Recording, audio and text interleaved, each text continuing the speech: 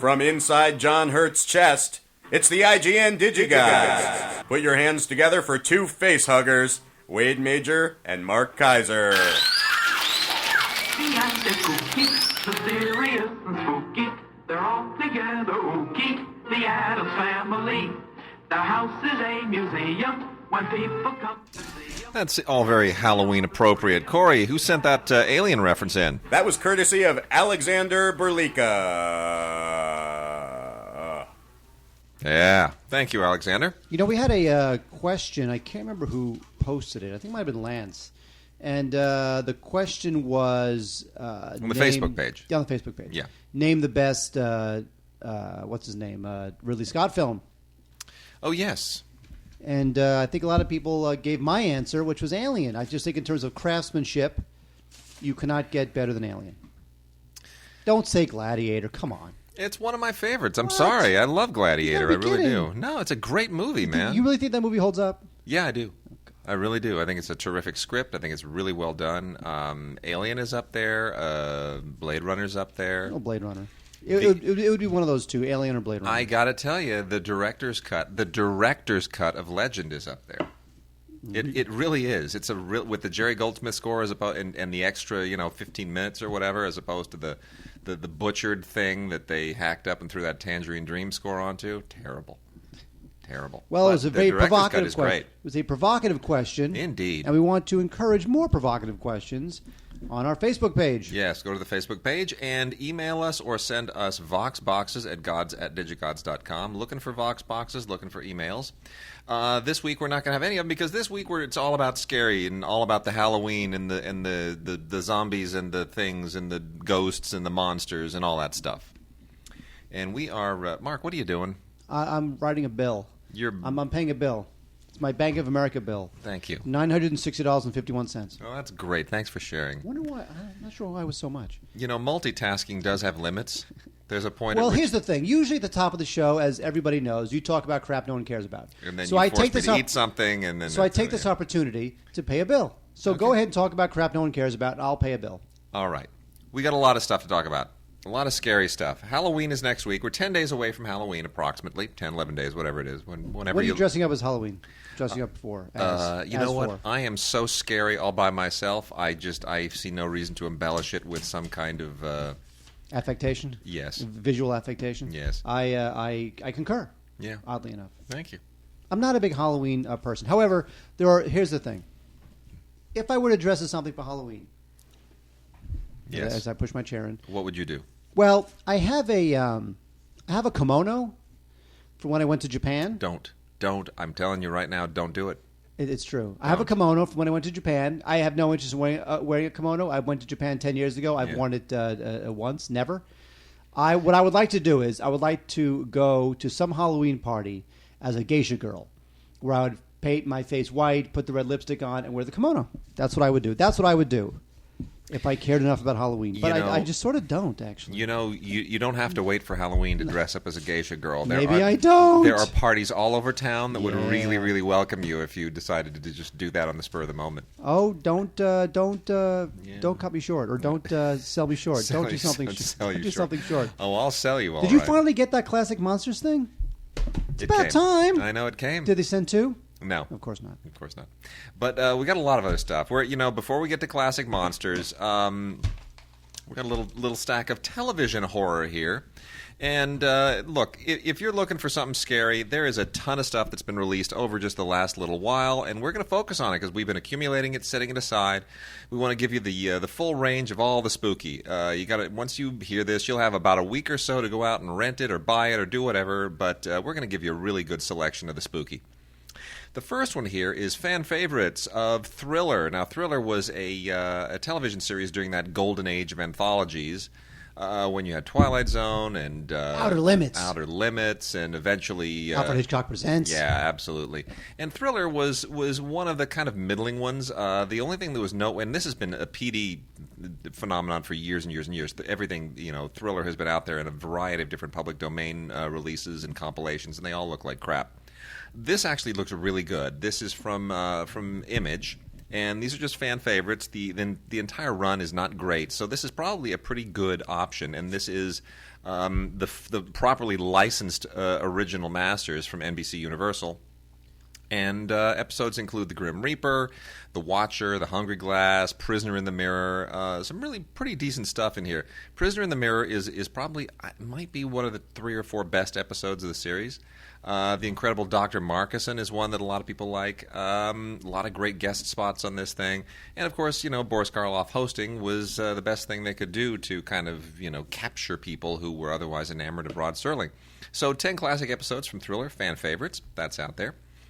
R.L. Stine's The Haunting Hour, the series, is out in Volume 1 and 2. This is on the Hub TV network. Mark, have you ever heard of Hub? Hub? Yeah. Yes, it's a network. It's a TV network. I'm glad you know that, because I'd never heard of Hub. You really? No. It's not for you. I assume it's probably not, because this is kid stuff. But that is true. You know what it is? There used to be a channel called Discovery Kids. Yeah. And Discovery Kids went away, and it wound up it was relaunched. I see. As the Hub. I see. I understand. Well, whatever. R.L. Stine, of course, is the guy that responsible for Goosebumps.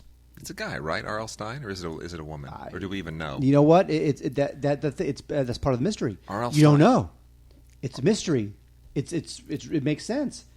Halloween, scary. R.L. Stine, yeah, okay. Guy, girl. Okay. You don't know. Don't know. Who could it be? Don't know. It's a mystery. You have only really Quick. 2 guesses. Quick, what's that from? Don't know. It's a mystery. R.L. Stine's a guy. What? Don't know. It's a mystery. I don't know. That's Jeffrey Rush from Shakespeare in Love. Don't know. It's a mystery. Anyway, The Haunting Hour, the series, volumes 1 and 2. Bunch of different episodes here. It's okay, fine for kids, I guess. It's not too scary, and it's goosebumpy. What can you say? So that's from Shout Factory. Then we have Monster Squad, the complete series, which only ran for 13 episodes and is really not a very good show. I gotta be honest with you. This was in 1976, and it was a Saturday morning show, and it's kind of sad and dated. But there's a kitsch factor to it that I guess somebody will enjoy. But it's for me, it's profoundly embarrassing. Did you ever watch this as a kid? I did not. Oh my gosh, it's really embarrassing. The only thing that kind of makes it enjoyable is that it's got Fred Grandy and Julie Newmar in it, and that's worth something. Gopher and Catwoman. Yeah. What you want. Mark, let's talk for a second here. We also have American Horror Story, the complete first season, on Blu-ray. And this has become really quite the phenomenon in a just freaky way. This show has caught on. It's an FX show, and it got 17 Emmy nominations, and I didn't even know about it until it got the nominations. And, where did this come from? It's got a great cast. It's a terrific cast. Come on, Jessica Lange? Yeah. Jessica Lange. I know. So anyway, these are the guys who did Nip Tuck, and American Horror Story. Really, this is what's interesting is that television has gone horror now, because the highest rated cable debut in history. You read this, right? Walking Dead. Walking Dead. That's I like amazing. That. I mean, come on, it's better than 2.5 Men. Yeah, but isn't that funny? We never thought that television would be home to horror, did we? No. Well, it's only because of the proliferation of these edgy HBO, FX, yeah. Showtime shows that's what has enabled this to happen. Yeah, very true. If it was still a three network universe, none of this would be happening. It's true. So anyway, we really have to tip our hat to them. The Blu-ray of American Horror Story is very, very impressive. Got to say, not exactly my kind of show, but that being said, it's really well done. It's a great cast. It's extremely well shot, and it's smart, and it goes in directions that TV doesn't normally go. And you know what? It's a little bit. Well, this is kind of an anthology too. The thing is that this season was all about one particular family. Yes, it's very. I was just going to say it's very Dark Shadows-ish in certain respects. And now there's a second season, which is a whole new family. Yeah, it's a whole new deal. So anyway, this has a fair amount of extras here. All of it, there's audio commentary on the pilot, and the rest is all kind of featurette-oriented. But you know what? Dylan McDermott, Jessica Lange, Dennis O'Hare. Love Dennis O'Hare, man. Oh, I love that guy him. is such a good actor, and nobody knows who he is. No, you know what? Dennis O'Hare Dennis O'Hare starred in... He's in everything. No. Well, I saw him on Broadway. Didn't know who he was. And it was one of the best performances I've ever seen on Broadway. It was a play called Take Me Out. Oh, I'll take you out, all right. Exactly. It was about a gay baseball player. And yes. He was... I know this. We're talking 8 years ago. I know who the hell he was. And unbelievable. Now this guy, it turns out, has a pretty decent TV career and movie career a little bit, too. Now, American Horror Story, the second season, by the way, really good cast. Joseph Fiennes, who starred in an Oscar-winning Best Picture that you just quoted seconds ago. Shakespeare in Love. He's in this. He's in the second season. Yeah, he hasn't had an easy career since, by the way, which is sort of surprising. But Zachary Quinto is also in the second season. Yeah. And so is James Cromwell, who, by the way, James Cromwell, you may not know this, James Cromwell invented warp drive. He did. Okay. He played Zephram Cochrane. He was a bad Zephram Cochrane. The guy from the series was the better Zephram Cochrane. How dare you? I'm telling you. And then lastly on the TV list is the Complete Hammer House of Horror. This is 5 DVDs from Synapse Films. And it includes all the episodes, all 13 episodes, all whopping 13 episodes. Once again, 13 episodes constituting a complete series of the Hammer House of Horror anthology series, which is, it kind of came late in the Hammer phenomenon. Hammer, of course, was a phenomenon primarily of the 60s and 70s as a film company. And this was a 1980 show, and it was, not terribly awesome. It really felt kind of forced. I have to say, I think as far as this is concerned, the better version was the better horror anthology was the American deal with the Crypt Keeper. Tales from the Crypt. Did a better job of kind of doing what this kind of tried to do.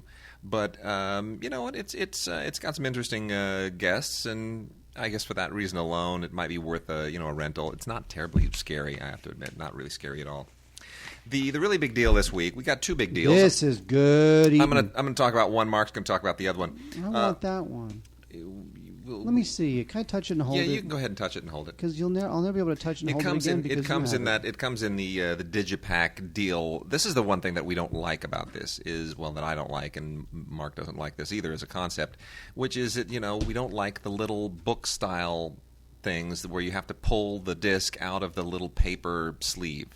You risk scratching the disc. It's not good. It's not practical packaging. It's good marketing packaging.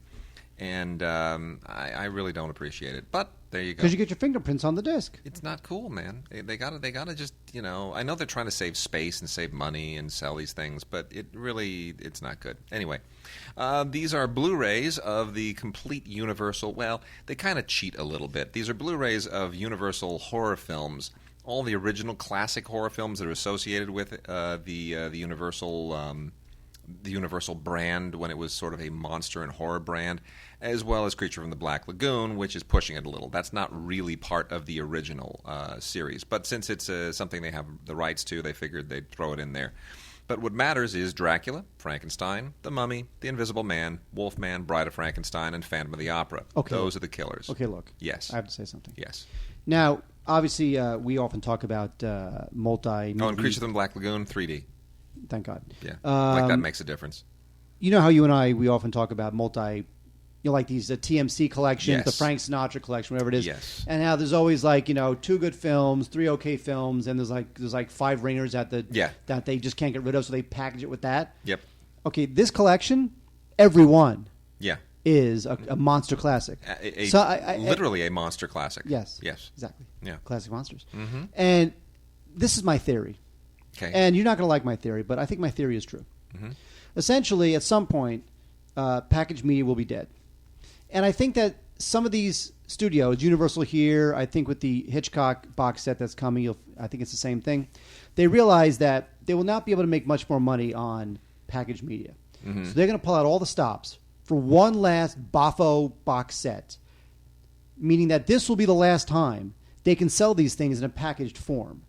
Because in 5 years, you'll just be streaming it or whatever it's going to be. Maybe. So I think that because normally, like in the DVD era, you would not see 6 classic films like this in one box set. No. But now that packaged media is 5-10 years away from going away, I they've got one last shot. It's going to be around a while longer. Well, it will be, but 5-10 minutes, but I don't know that Universal wanted to release Dracula in 2012 and The Mummy in 2013 and Invisible Man in 2014. No, You true. just don't know what's going to happen. Very true. So Very true. they put it all. They laid it out They there. laid it all out there in Yep. one big boffo swan song of packaged media goodness, and which means you may be onto that something. which means that the consumer can really benefit from that because again, when you stream these things, you don't get the extra bonus features and you don't get the great Very transfers. true. And boy, do they have bonus features. We are talking 12 hours plus of bonus goodies, plus a really cool little booklet deal here called The Original House of Horror, which is just a kind of a history of Universal as a brand, as a horror brand. And it's great. Really nice little booklet, lays it out very nicely. They list all of the sort of the crucial films, a lot of which, by the way, we should point out, there are a ton other films that were part of this horror legacy that are not here, mostly because they really aren't very good, like House of Frankenstein, The Mummy's Ghost, Mummy's Cursed, Son of Dracula, Invisible Agent, Ghost of Frankenstein, The Mummy's Tomb, Invisible Man Returns, The Mummy's Hand, Dracula's Daughter. I mean, this is all, most of these are just junk movies. They really are. So they are sparing you the junk and giving you just the classics. But it's the extras here that you're really getting into. Tons of just galleries and interviews and featurettes and commentaries and mostly stuff that has been released before on the DVDs. But we have to underscore once again, this also includes, and this is always included, every single time Universal has ever released Dracula, they have always included, so this once again does include, the 1931 Spanish version of Dracula, which was shot back-to-back with the English-language Bela Lugosi version. So they shot them back-to-back on the same sets, different actors, but they are effectively the same movie. So that's really always a nice bonus that we have to remind people is always there. And otherwise, these are really good movies. What can I say? The original Dracula, the original Frankenstein are two of the all-time great classic films from the 1930s. Wolfman, it dates a little bit. The Mummy dates severely. Bride of Frankenstein is amazing. And I am a particular fan of The Invisible Man, which I think is often unfairly maligned. I think that's a really, really cool film. And by the way, the whole Invisible Man thing has not been done correctly since. They've tried to do The Invisible Man like a dozen times since, including Kevin Bacon, Chevy Chase. Oh my gosh, those are horrible movies. Those are horrible, horrible movies. The Verhoeven thing with Kevin Bacon is dreadful. That is just an appallingly bad movie. And, Chevy Chase, are you kidding me? The man who wasn't there. And Steve Guttenberg did a 3D Invisible Man movie. Yeah, that one was great. How does that make any sense? I was an usher at the National, and that was released. And we all kind of thought, it's an Invisible Man movie, and it's in 3D. Mm-hmm. Somebody actually pitched the idea of a movie about the Invisible Man in 3D. Yes, they did. What drugs were being consumed in what kinds of mass quantities when that idea was greenlit? That really made no sense. It's stupid. They don't realize the irony in that, or Unbelievable. the disconnect involved in that. That alone tells a 3D you. movie about a guy who's not there. Now, obviously, they understand that. I mean, they're not that stupid, but you never know. You never know, Wade. Oh no, I think they are that stupid. All right, so here's the thing: we have a criterion to talk about this week, which is only good news, and it's especially good news because it's Rosemary's Baby. Rosemary's Baby! Rosemary's Baby looks fantastic on Blu-ray. The garish colors are just so cool. all those 70s colors, even though the film was actually 1968. But it really, I mean, you see the beginning. Most of the movies from that late 60s period, you look at them, and they look like they belong to the 60s. Rosemary's Baby really is the beginning of the 70s. There's very modern, contemporary look to it. There is not a single piece of fabric in this entire film that doesn't just scream 1972. I mean, the dresses, the pillows, the curtains, the carpet, every single piece, every textile in this movie is just so nauseatingly of the 70s. My fear with this movie, when it comes to our younger listeners watching this, is that it is paced much different than modern horror films. Very true. I mean, this movie is 2 hours and 16 minutes. Yes. It is about 2 hours and 10 minutes of John Cassavetes and Mia Farrow just hanging out and having a very nice marriage. Yeah. And then there's about 25 minutes at the end of Hail Adrian, hail Satan. Now, by the way, he has his father's eyes. Now, what you may not know about this, there's a lot of interesting backstory about this. About a William Castle, who we've talked about before, who was like the B movie, the B movie carnival salesman, who did a lot of movies like The Tingler, like just a lot of C-level stuff. He had optioned the book, the Hour 11 book, because he wanted Rosemary's Baby to be his bid for legitimacy. And there was a brief moment when he was going to direct it, but in the end, they got Roman Polanski, and of course, the film is Roman Polanski.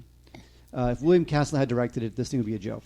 And we forget also how funny this movie is. I mean, it's funny. horrifying. It's creepy. It's got all those, it really is. It paves the way for a lot of other horror films stylistically and in terms of subject and everything else. But it's a very funny film, too. I mean, there are a lot of great laughs. Oh, yeah. Like the Japanese guy with the camera who's hilarious. hanging out with all the rest of the Satanists. Awesome. Screams, "Hail Satan," and then he starts taking pictures. I mean, that really is just a bizarre, weird, stereotypical, strangely politically incorrect thing to include. Now, if that guy was played by Mickey Rooney, that'd be bad. Yes, true. And you know what? For younger fans, also interesting is that at the time, Mia Farrow was married to Frank Sinatra, and Frank Sinatra actually was incensed that Mia Farrow had done this film because people were stopping him on the street and saying he's got your eyes. No, because he had demanded that she stop working when they got married.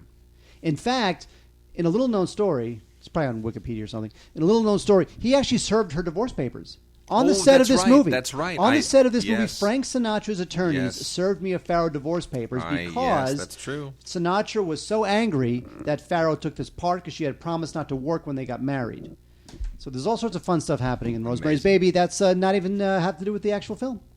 Well, it is. It's great. It's a terrific Blu-ray and tons and tons of cool stuff on it by way of extras. The primary one being the new documentary on the making of the film, which is just great. You get lots of Robert Evans with that leathery skin that just won't go away.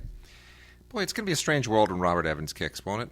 It'll be like the end of an era. Really? Well, who of those guys are still around? I don't know.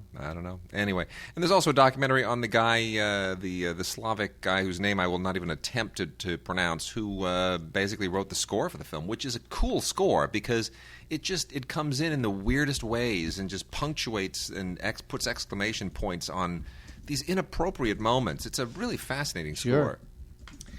Well, as long as we're on the subject of Rosemary's Baby and all the things that it inspired, we have a trio of other films here, which I'm just going to roll through. One is Basket Case 3, The Progeny. And, there suddenly were a lot of movies about Satan's babies and Satan's children. The Omen, of course, is one of the more reputable ones. It's Alive. Oh, I like that one. I liked It's Alive. That was one of my favorite of those bad movies. Anyway, the Progeny, Basket Case 3, is the third in a just ridiculous series. The Brood was another one. Cronenberg's The Brood, right? There are a lot of those that kind of just took off on the idea. Well, anyway, the Basket Case 3, The Progeny, is the third in just a silly series that was launched in the 80s. This one came in 1991. This is also a release from Synapse, and it's just horrible puppetry and bad latex work, and it's really, really silly. But if you're looking for something that's just cheesy enough, this will probably fit the bill. And then we also have a couple of Blu-rays. I hit the mic, Mark. I see that, and I hit the mark, Mike. You should be killed.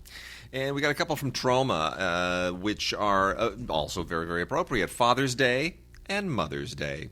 Probably should have talked about these, but they on the appropriate holidays, but they weren't there. Anyway, the real big deal is Father's Day, and this was written and directed by Astron 6, Mark. Who the hell is the robot? Who the hell is Astron 6? Robot. Somebody who doesn't want to actually take credit for it. You know what? If you have not heard of either of these films, I guarantee you're not missing out. If you have heard of them, you are probably a Trauma fan, in which case you probably love everything that has the Trauma logo on it. So it doesn't really matter.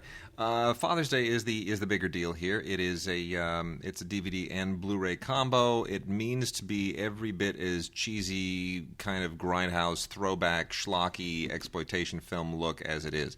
Lloyd Kaufman prides himself on this stuff, and you know what? He does it better than anybody else. Trauma makes a lot of films available for free viewing on YouTube and elsewhere, and they just know how to cater to their audience. So I have to read you. And by the way, Mother's Day is okay. Mother's Day is Eli Roth claims this is his favorite horror film. He's quoted on the cover of it. I'm not quite sure why. Because he's probably friends with the producer or the director. I'm sure. Mother's Day actually is much more of a. It means to be kind of a cross between. It's sort of if you crossed Norman Bates and his mom thing with the whole weird family thing from the Texas Chainsaw Massacre. That's basically what you get here. Sounds like a winner. It's a winner, but I actually have to read this because the plot description of Father's Day just from the box is so unbelievably hilarious. It cannot be avoided. Father's Day follows the classic story we all grew up with. Boy watches father raped and murdered. Boy grows into a vengeful one-eyed man. Man teams up with a priest and a male prostitute to take down his father's killer. Come on, tell me that's not absolutely hysterical. That sounds great. That's good. That's great. Come on, that's great. That's classic trauma, man. All right, Halloween 2. Halloween 2. Notice how I just ignore Wade. As sequels go, Halloween 2 from 1981 is not bad. The Halloween series certainly had a lot worse to provide us over the years, including what we'll talk about in a second, which is Halloween 3. But Halloween 2 is directed by Rick Rosenthal, who is mainly a TV director now. Babe Rosenthal? Yes. Babe? Yes. Rosenthal, Thal, Babe Rosenthal, Babe Hovendoven? What? It's a Jerry Lewis thing. Oh, my God. Sorry. By the way, Jerry Lewis, not funny. Yep, so I'm saying it right here, right now. Jerry Lewis, not funny. I'm about to offend Wade deeply. Jerry Lewis, not funny. Not funny. I'm crying. It's a mad world, not funny. Boo hoo. Anyway, Halloween 2 takes place on the same night as Halloween. It's sort of a continuation of the story, and so all the cast, they all return. And, it's really not that bad. There's a lot of special features on this thing. Boy, Scream, not Shout Factory, but Scream Factory through Universal, they've done a good job with this thing. It's a 2-disc set. There's a television cut with footage that was not in the theatrical release. There's an audio commentary with Rick Rosenthal and one of the actors. There's a couple of featurettes on this thing, so it's an okay sequel, but a surprisingly good Blu-ray. Now, Halloween 3, Season of the Witch. Let me just say that by this point, I think it's pretty obvious that the Halloween, the whole Halloween thing had kind of run out of steam. But this was the 80s, and nobody could ever keep a good horror franchise down. So in this one, which is from 1982. There's like this. It's so ridiculous. There's like this There's this company that makes like Halloween masks. Yeah. And they are going to sell kids this Halloween mask that will do bad things to them. So kids will buy this Halloween mask. They'll put the Halloween mask on, and horrible, sinister things will happen to them. So it's completely ridiculous. And the cast is nothing to write home about. Dan O'Hurley, he is in it from RoboCop. A couple others you might have heard of, but really this is just, at this point, I just don't understand. It's just terrible, terrible stuff. Directed by Tommy Lee Wallace. Now, Tommy Lee Wallace is a guy who you may know from, pretty much nothing. Anyway, although he did direct a couple episodes of Max Headroom, which is nice. But again, Scream Factory, they've done a good job with the Blu-ray. Very surprising, considering that no one's ever going to watch this stupid movie. Halloween 2, much better than Halloween 3. I will say, the nice thing about Halloween 2, I have a whole newfound appreciation for Donald Pleasance, who plays the doctor in Halloween, right? The original psycho doctor guy who's trying to, I am the king of New York. Yeah, whatever. He was the president in Escape from New York. Yes. And he was also Ernst Blofeld in which Bond film was he Blofeld in? That was the original. Wasn't that the original? Was that Dr. No? Wasn't it? He was. Well, anyway, I can't remember. Get them all confused. They didn't send us the Bond 50 set, so I haven't caught up on my old Bond films. By the way, Donald Pleasance. He after a while he became a bit of a joke doing like bad horror films. But I mean, Donald Pleasance was like the guy was in The Great Escape. I mean, he was kind of like a real actor. I don't really know what happened. No. Well, I was just going to say because Donald Pleasance was in Wake in Fright, which has just been re-released after being restored. It's a 1971 Australian film directed by Ted Kotcheff, which is he plays one of the scariest, creepiest people imaginable in the movie, and it's basically U-turn set in the Australian outback, right? college teacher or a school teacher gets kind of trapped in this weird kind of hick town where just his life completely disintegrates. And Donald Pleasance is this alcoholic doctor who lives in a shanty, and I'll just say has some proclivities that are deeply disturbing. But anyway, watching that the other day, because we had to talk about it on Film Week, I was like, wow, this Donald Pleasance, really, we forget what a great actor he was, because he went on to do so much junk. But he was a good guy. I got two more Troma films here, both from the 80s, and these are just, boy, I don't know if I want to call them fun or arduous. They're from 88 and 89. The earlier one here is the better film. It's called Chillers. And Chillers is it's a really cheesy excuse to make a really cheap horror film. It's about 5 people who are caught kind of stranded at a bus depot in the middle of nowhere. And they're on a bus ride. Well, I mean, look, the artwork tells you exactly what's going on. They're waiting for bus 286, which is on a trip to hell. Oh, come on! If you're gonna rent that, you have to rent the car. The car is the best. Well, what I find amusing, I mean, look, the film itself is standard Troma stuff from the 80s. You can kind of laugh at it. It's not really scary. But the thing that's funny is that here's what they brag about on the box. Winner of the Academy of Science Fiction, Fantasy, and Horror Films prestigious Silver Scroll Award. How about that, Mark? That's better than an Oscar. Yes. And then Where Evil Lives is from 89, and this is just a kind of a mishmash, mashup, potpourri of every horror cliche you can imagine in basically kind of what is meant to be the ultimate haunted house or possessed house movie. It doesn't really come off that way, but it is mildly entertaining, mainly because Claude Akins is in it. And Claude Akins has, for some of us who remember him from all kinds of, Moving On and all various... Sheriff Lobo. Well, they declare this his greatest role, which you got to love Lloyd Kaufman. He doesn't hold back. Hyperbole is his friend. That is true. So there's a couple. Where Evil Lives and Chillers, both of them Troma classics from the 80s. And as long as I'm going with a bit of a retro cheese fest, I've got a couple here from VCI as well. These are films that also date from the 1980s. Forever Evil and Dark Night of the Scarecrow. Now, Forever Evil is from 1987, and this is a 2-disc set that includes the special edition director's cut and the home video premiere cut.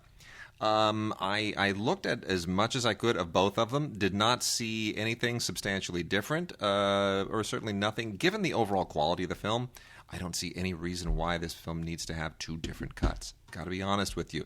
It's pretty much the same hysterically cheesy stuff over and over and over in both of them. So that being said,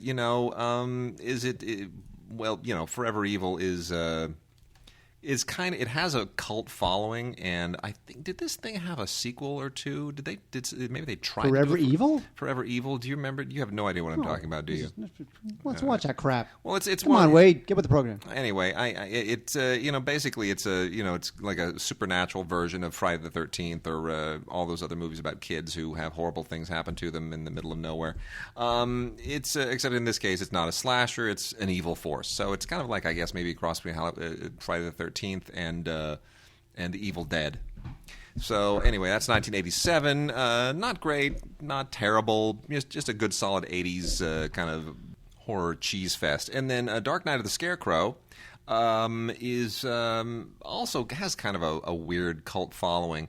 This one is slightly better because it has Charles Durning in it, and anything that has Charles Durning in it is automatically easily recommended. But it's a fairly legit film, believe it or not. I mean, like Joe Wizan or Wizen, however you pronounce his name. Star Wars. Yeah. Exactly. He was one of the producers on this thing. So I mean, you look at and Larry Drake. Remember Larry Drake from L.A. Law? He Sure. played He's Lenny. kind of that weird looking guy. And then he was also in Sam Raimi's Darkman. That's right. Yeah, That's right. Yeah, he's in this too. So there is a kind of a slightly legit factor in this one. And anything with Charles Durning, especially playing the postmaster of small town.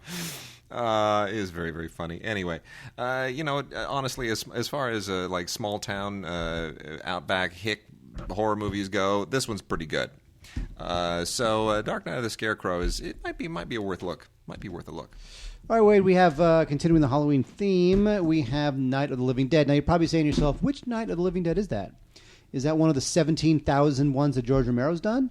Or could that be the 1990 remake from Tom Savini? Well, Wade, it's the 1990 remake from Tom Savini. Oh, Tom Savini. Did he die? Isn't he the guy who just recently died? Savini? Savini? Did Tom Savini die? Who died? Some makeup guy died in the last year. No. I'll find out. I mean, Savini's in his 60s by now. You but you talk. Anyway, a lot of the members of the original actually participated in the making of this film, but Savini wound up directing it. And Savini is a makeup effects master, and so you know that the makeup effects are great. The zombie effects are terrific. They're state of the art for the time. Romero was just a producer on it, but still, it's a pretty intense film. If memory serves, this thing was going to get an X rating. This is 1990, don't forget. It was going to get an X, and then Savini had to cut some scenes out of it, or cut some shots, I think, and to get it down to an R. And it's really not that bad. I certainly prefer this over the Rob Zombie versions. I just think the Rob Zombie versions, that guy, you know what? I just think that guy he's just not great. You know what? It's like that guy he just loves like bad Dario Argento. You know what? He's like making a souped up Dario Argento film. That's all Rob Zombie does. And I'd rather see a Dario Argento film. I don't even like Dario Argento. Anyway, the special features include a isolated score track, which we always love, and a commentary from Tom Savini. So that's really not that bad. Yes, I was thinking of Dick Baker, but or it's not Dick Baker. Rick Baker Rick Baker. Here, first Rick Baker died? Rick Baker's 61. Tom Savini is 65, and I think both of them were mentored by Dick Smith. That's who I was thinking of. I was thinking of Dick Smith, the makeup guy, but he's 90. He's still around too. Who is? Dick Smith. Is he really? Yeah. Oh, he's awesome. Unbelievable. I mean, Dick Smith is the one who did all the Dustin Hoffman stuff in Little Big Man. Ooh. Yeah. Good times. And then and among, basic, and then The Exorcist and Scanners is when he really kind of became the horror guy. But all right, speaking of horror, right. Re-Animator, Wade, Re-Animator. I hate this movie. Really? I really do. Oh, this thing's funny. It's from 1985. This is a cult film about a guy who can reanimate the dead, and it's one of those Charles Band movies. It was based on the H.P. Lovecraft novel, as opposed not a nonfiction novel, in case you're wondering. And Jeffrey Combs, who starred in it, has made a career out of talking about this movie. The guy's at like every convention ever. Anyway, Stuart Gordon directed it, and it's a funny film. It's got a lot of humor, which might be lost on a lot of people because it's sort of the time, but it's great, very funny, and it moves fast, and it's got a good sense of humor, and it is definitely one of the best of those 80s, horror film thing because it's got a humor and it's got topical overlays to it, and it's just a lot of fun. We got more 80s. Good. We got more retro 80s horror to coming up. So don't. Right. Well, I don't know, man. Yeah. Reanimator's pretty good. It's since become a cult classic, and you know what? There's been a couple other Reanimators. There's been like 2 or 3 sequels. There's like Bride of the Reanimator. There was Beyond Reanimator. I think there was Wade Major the Reanimator. Yeah. Which is a great. The Re-Waitamator, the Reanimator. I'm working here. You got to give me some. In that case, you're fired. Okay. Anyway, there's a lot of bonus features on the Blu-ray documentary, couple interviews, good stuff. Reanimator from 1985, a classic 80s horror kind of comedy. We also have this is from the year of our Lord 1988, Killer Klowns from Outer Space. Clowns with a K. This is it's about. I really enjoy this movie. I have to be honest. This is not the. You enjoy this, but you don't like Reanimator. No, because Killer Klowns is just bizarre. It is bizarre. It's just weird and funny and creepy. You know what it is? It's about these aliens who land in a circus. It's like what if evil aliens looked like clowns? Yes. And what if their entire alien culture were all sort of funhouse motif? Very funny. And it's directed by it was produced by these brothers named the Chiodo brothers. Yeah. And the reason why normally I would make fun of them because I've never heard of anything they've ever done except for one other thing, which is that they helped create some of the puppets for Team America World Police. Oh, really? And I revere Team America World Police. That's pretty great. It is the funniest movie ever. That's pretty great. Anyway, special features here include audio commentary from the Chiodo brothers and a couple of featurettes. And so there you go. Killer Klowns from Outer Space. Wade's on board. Totally.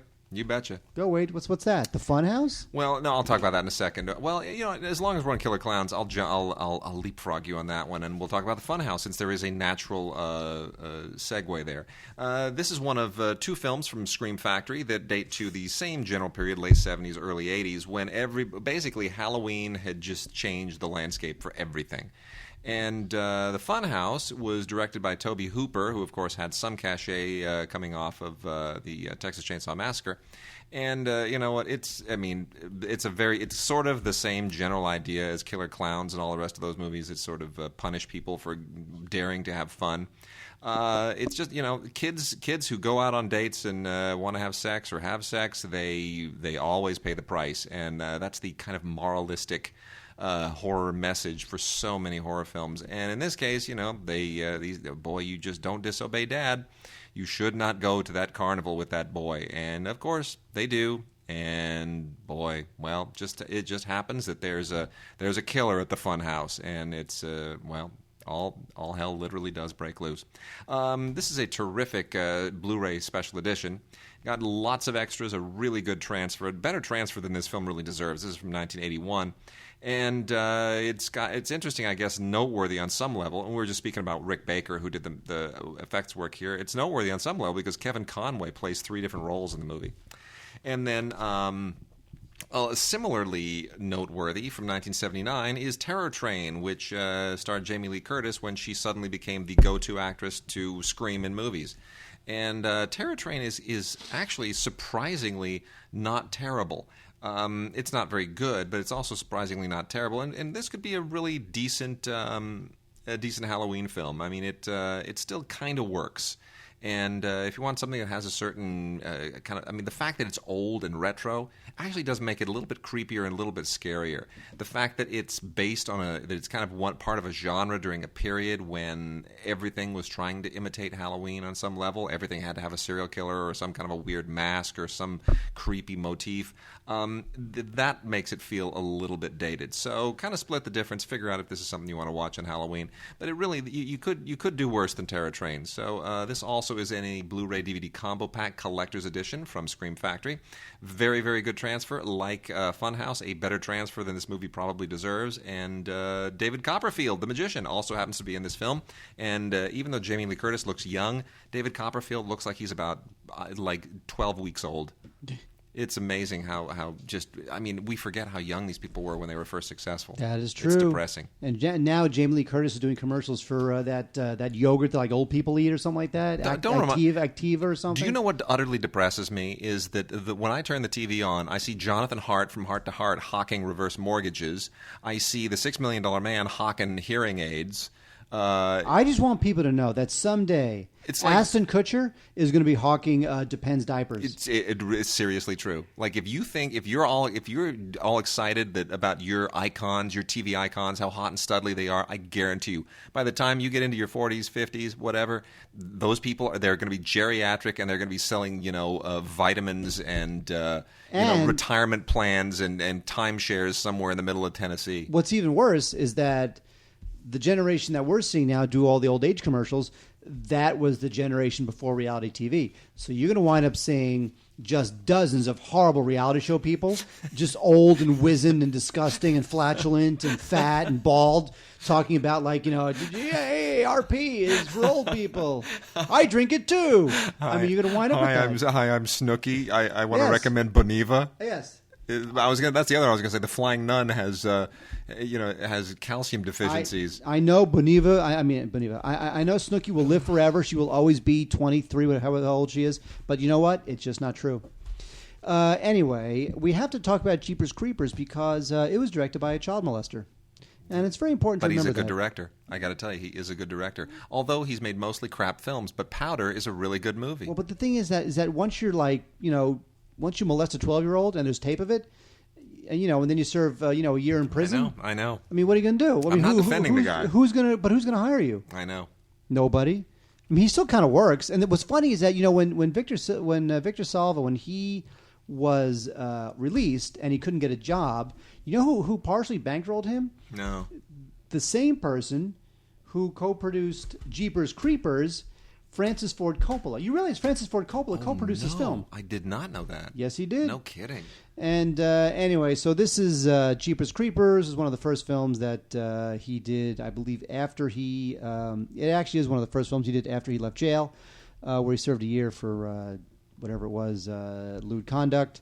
Anyway, Jeepers Creepers with Justin Long. It's a horror film. The Jeepers Creepers guy looks like a next generation alien, or actually, you know what he looks like? He looks like one of the aliens from Star Trek Insurrection, where like their faces all stretched out. Yep. Anyway, Jeepers Creepers, whatever.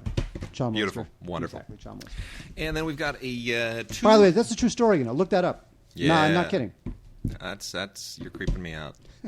Anyway, got a couple more recent classics here, and when I say recent, I mean not the 80s per se. One is Stephen King's Sleepwalkers, which, it's funny. I didn't think this was a very good movie at the time. This was directed by Mick Garris, who really should have had a much better career, I have to be honest. It's from 1992. But this is not terrible. I mean, for a movie that essentially is kind of a lowbrow knockoff of every sort of werewolf / wolfman / I don't know, cat people-y, I'm going to turn into some kind of a monster movie. It's all right. It's there are better and there are worse Stephen King movies, and this kind of dates well, I think, to be honest. I think this dates well. So that's on Blu-ray now from Columbia Pictures, Sony.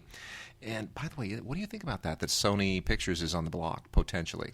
I find that fascinating. Isn't it? I thought that would be forever, but apparently their electronics division is hurting so badly just based on the last few years that they need to raise cash. Then why not just dump the electronics division? I don't know. It's the bread and butter. But it's not. It's not making any money. Yeah, but down the line it will. I think they probably... They're waiting for the PlayStation 4? Who knows? I don't know. Games of the future, movies aren't. Who knows?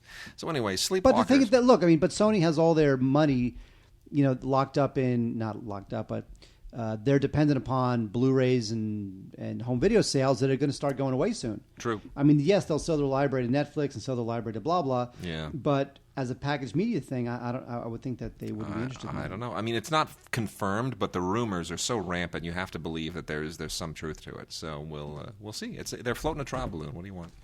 And then what do you want from me? What do you want? And then there is also Stephen King's Pet Sematary. This is Paramount. This is our other Stephen King title of the week, this is directed by Mary Lambert, who also provides commentary.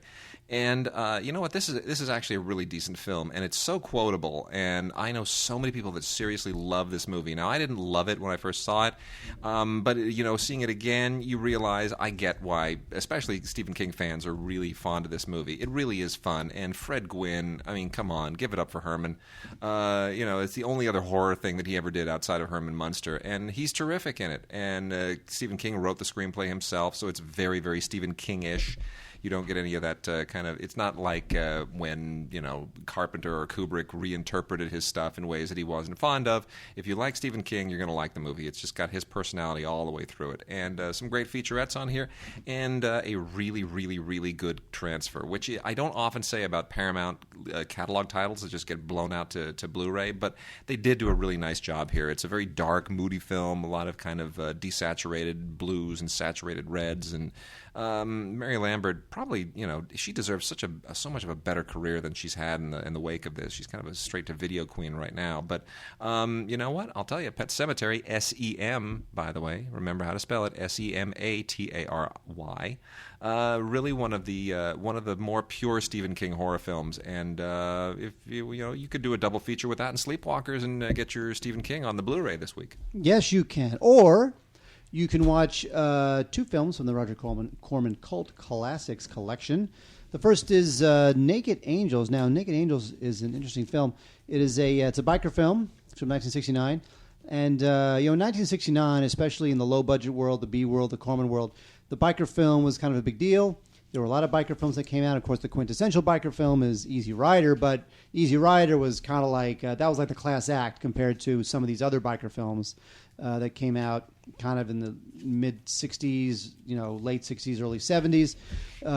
Russ Meyer did a couple of them, I believe. Actually, one of them even starred John Cassavetes, who we talked about earlier from Rosemary's Baby. Naked Angels Stars Michael Green, Jennifer Gann, and Richard Rust. It's about these two rival biker gangs. It's a pretty good-looking film for a Corman film, mainly because it was shot in Las Vegas. And, so it has a bit of an art feeling to it. But it's good. It's good stuff. Naked Angels, there's that one. And the other one from the Roger Corman Cult Collection is a little number called Sweet Kill. Now, Sweet Kill was from... What year was Sweet Kill? Sweet Kill's from like 1973, yeah, I think. It's with early Tab Hunter. 70s for sure, yeah. Huh? It's with Tab Hunter. Now, here is the strange thing about Sweet Kill. And here's the reason why you may want to give it a whirl. 1973, Roger Corman, Sweet Kill, written and directed by Curtis Hanson. Awesome. Now, Curtis Hanson, who of course went on to direct L.A. Confidential and 8 Mile, and he's kind of wavered a little bit now. He's meh on Curtis Hanson, unfortunately. But when you look at Curtis Hanson, you're like, God, Curtis Hanson, Oscar-nominated director, doing a Roger Corman film. Look, a lot of people, as Wade will tell you, Jonathan Demme. A lot of people started doing Roger Corman films. Everyone, right from Jonathan Demme to Jack Nicholson, they all did it. So don't worry about Curtis Hanson starting on a Roger Corman film, because that means nothing. And this is 1973. Totally. This is like 25 years, or whatever it is, before you start to really hit it big. True. Sweet Kill is an interesting debut, not a debut, but an interesting film from him. We're going to talk about some newer films, newer releases made within the last year or so in a moment. But I want to go through some comedy and some kid stuff, because you're probably thinking, well, what if I just want to laugh on Halloween? What if I just want to really... you can laugh. Here, this is how you should laugh on Halloween. Yeah. And I'm not going to edit that out of the show, so that will live forever, and Mark will be shamed by the recollection. Oh, God, I've done worse than that. The first one is a really cheesy, unbelievably hysterically bad, low-budget horror film called Zombie A-Hole. And this was made this last year. It's basically about a guy. Well, it's a guy in horrible zombie makeup who preys on naked twin girls. I kid you not. There's just nothing here. It's really graphic, but it's not scary. It's just kind of like, ooh, ew. And it's really worth probably a rental, just so that people will laugh at the fact that you're putting on a movie called Zombie A-Hole. Then we also have Jersey Shore Shark Attack, which is more... This was originally aired on Sci-Fi. It's on Blu-ray. And it's not really scary. It's really more enjoyable just because it actually has sharks eating people who are, from Jersey Shore. Anchor Bay released this. It's, it's mildly amusing as satire. Slightly better than either of those is Screaming in High Heels. And this is from Vicious Chick Films, which is kind of a subsidiary of Breaking Glass. And this is surprisingly... I shouldn't say it's funny. I'm including it with the funny stuff only because the movies that these actresses were in were funny. But this is actually a documentary all about the terrifying trio, which included Linnea Quigley, Brinka Stevens, and Michelle Bauer. And I'm going to mention Brinka Stevens again in a moment because I got another movie that Brinka Stevens was in. But these ladies were the scream queens of the era, and they really they sort of defined what the 80s were in terms of horror films. And the whole approach to, scantily clad women, and they were always getting killed in horrible, disgusting ways. And a lot of people have focused on the political incorrectness of that and what it said about sort of reversing women's roles in movies, and that it was a step backward from feminism. And I think they kind of missed the point. These films are not supposed to be taken seriously, and in many respects, people now look at these actresses and they say, you know what, you did really kind of, in a strange and twisted and sick way, advance women's roles, believe it or not. So, there you go. So Michelle Bauer, Linnea Quigley, and Brinka Stevens. And Linnea Quigley is the one everybody knows, but Brinka Stevens, Michelle Bauer, also significant from the era. What can I tell you? And then Elvira is at it again. We've got another installation of Elvira's movie Macabre, Giant Monsters. This is a 4-film set that includes Teenagers from Outer Space, Monster from a Prehistoric Planet, Attack of the Giant Leeches, and the Giant Gila Monster. All of those are movies that I think are pretty darn hysterical, even without Elvira's commentary. But as I am a big Elvira fan, big Sandra Peterson fan, I got to recommend everything that she does. It's just all that Valley Girl talk in between. I know she ripped off Vampira, we know that, but I still find it thoroughly enjoyable. And then we've got Strippers versus Werewolves, which is a complete... this is the descendant of those Scream Queen films from the 80s. This is actually a new film from 2011, and the title tells you everything you need to know. It literally is Strippers versus Werewolves. Hire some strippers, give them some weapons, and put some people in werewolf costumes. You're good to go. And Jeff Dunham is a horrible, horrible ventriloquist that I can't stand, but I feel obligated to mention that there is now a Blu-ray out called Jeff Dunham Minding the Monsters, in which they seem to think that having him do some ventriloquism with monster puppets and somehow is appropriate for Halloween. I think it's probably more terrifying just the fact that he is actually successful. Then we also have a very strange release from DreamWorks on Blu-ray, which is Spooky Stories. It includes Shrek's Thrilling Tales, Scared Shrekless, and a Monsters vs. Aliens special called Mutant Pumpkins from Outer Space. I don't know what the animation division is thinking here, but this is really... pretty much just for kids who have misbehaved and are not permitted to go trick-or-treating. This will let them feel as though they're being punished much, much worse than they deserve to be. Also along the animated lines is the Halloween Tree, which is a Hanna-Barbera special that I had never heard of. And this is from 1993, which is probably why I hadn't heard of it. And you know what? I got to tell you, Scooby-Doo is better. But some people seem to have a fondness for the Halloween Tree. It certainly is very, very... it has a following because it's based on a Ray Bradbury short story. I don't know how much of the short story is here. I've never read the short story, but I would say your average Scooby-Doo movie or even a couple of Scooby-Doo episodes are more entertaining. But this is, 70 minutes long. For people who might have a fondness for it, I suppose it has a place.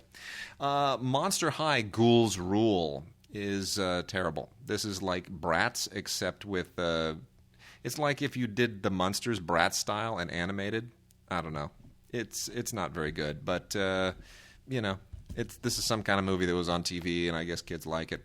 And then lastly, a movie I absolutely expected to hate and wound up actually kind of somewhat liking in a strange and embarrassing way. This is from E1. This is Vampire Dog. About a dog named... Stupid dog. About a dog. Dogs. So dumb. This is just... Dogs are at a certain dumb. point, you have to wonder... do they not realize that this movie is as big a joke as it seems to be, or is that the whole point? The only thing that makes this work is when you realize that the voice of the dog is Norm Macdonald, and then you just... Awesome. Norm's the best. I love Norm Macdonald. It's just too great. There's nothing scary about this. It's just a straight-up family film, but Norm Macdonald as the voice of a dog is worth any kind of a laugh. Oh, wait, it was a good weekend for Jessica Biel. You know why? Why? She got married. She married Justin Timberlake. Nice. Good for her. You didn't know that? I heard they were going to get married in Italy or something, and that, And they did. Nice. And that's the good news. The bad news is that her latest film, The Tall Man, is now out on Blu-ray. This movie's actually... You know what? The thing with this movie is that it's only bad because it tried something and failed, as opposed to being bad because it just sucks. So I do give it some credit. Jessica Biel is a... Not to be confused with the Jeff Goldblum, Emma Thompson, that's right. The Tall Guy. The Tall Guy. Which has one of the greatest and funniest sex scenes in movie history. Anyway, The Tall Man is about... Jessica Biel plays this small town... she's a nurse, small town nurse, and kids are disappearing in this small town. Now, for some reason, even though there are kids disappearing all over the small town, Nancy Grace, nowhere to be found. TV news cameras nowhere. Kids just disappear in a small town like nobody's business. And, of course, Jessica Biel doesn't believe the legend of the tall man until her kid is missing. Oh, my God.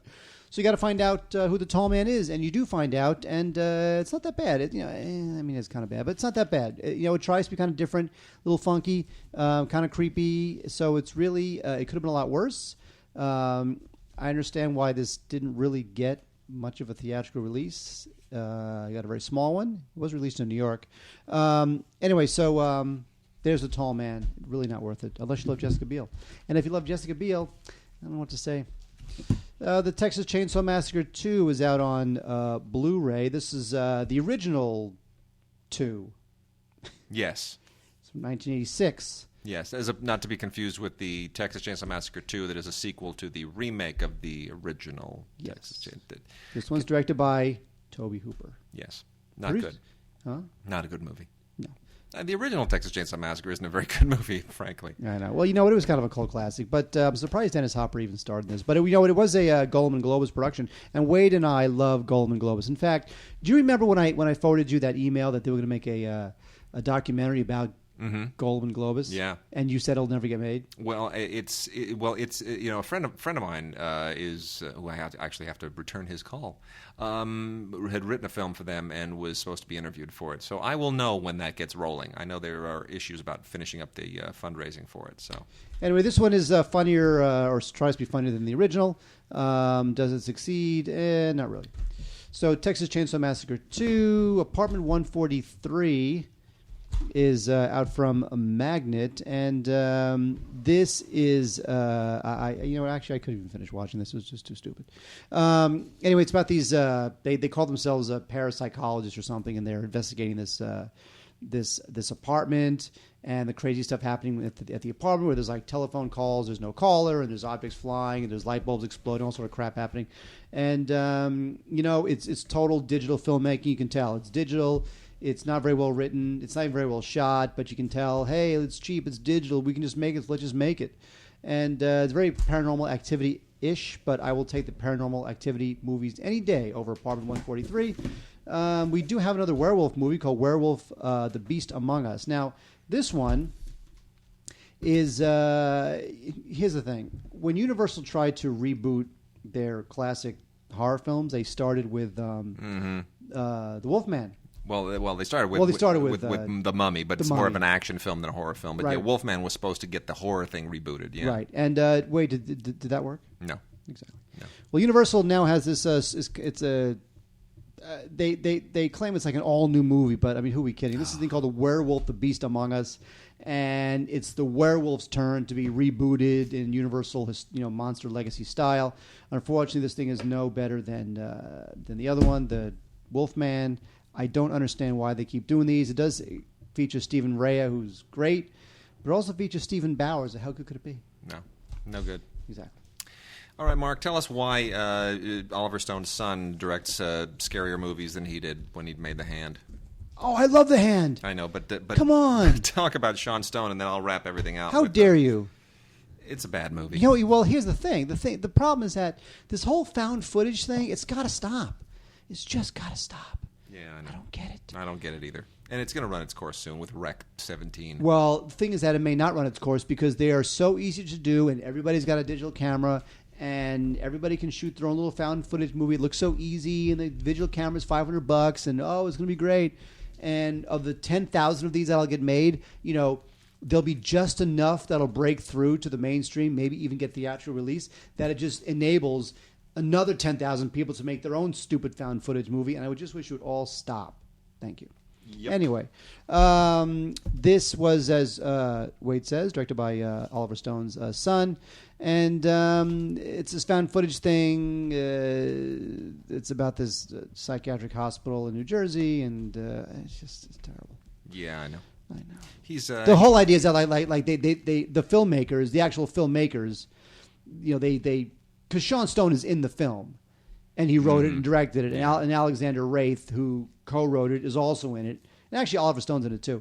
But the whole idea is that the filmmakers busted into this abandoned hospital called Greystone Park, and it's all the crazy stuff that happened in the hospital. So it's like they wrote it and directed it, and they're also in it. So it's like really true because they really did direct it, and they really did write it, and they really are acting in it. So it's true. It's found footage, and it's just the worst. All right, we are near the end of the show, so I'm going to rattle off a bunch of stuff. We can't go through this in detail, but I want everybody to know about it. There are 8 volumes of Scream Theater now out from VCI. These are double features, including some films that we actually talked about. Some of the good stuff here include Volume 3, Don't Look in the Basement and Don't Open the Door, as well as Legend of the Witches and the City of the Dead in Volume 4. Kiss of the Tarantula is on Volume 8. Swamp of the Ravens, also a pretty decent exploitation film, Volume 7. And the aforementioned Forever Evil is in a double feature on Volume 6 with Children Shouldn't Play with Dead Things, which has one of the all-time great titles.